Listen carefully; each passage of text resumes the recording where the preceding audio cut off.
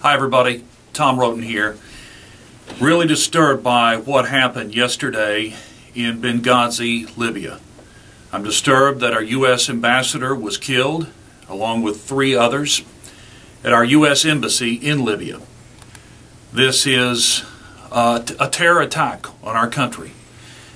We can argue all we want about whether Americans should have been involved with Libya, and certainly there are arguments to be made there. I understand that. But we have to understand the source of how this happened. An American man, 56-year-old man from California, a real estate developer, a private citizen of the United States, took $5 million to make a 2-hour movie entitled Innocence of Muslims.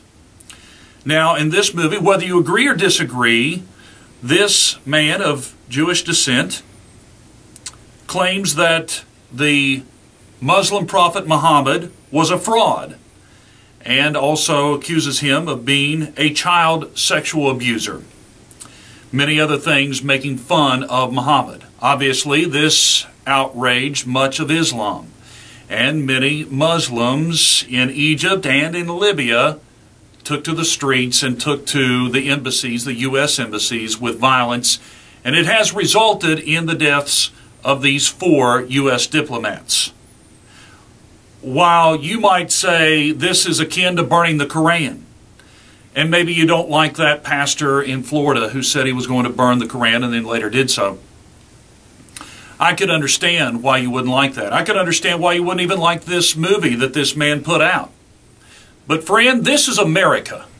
And in America, we should be allowed to have freedom of speech. Whatever that speech is, whether you and I like it or don't like it, whether we disagree with it or agree with it or don't care, and whether it causes others to get mad and upset and hurt their feelings.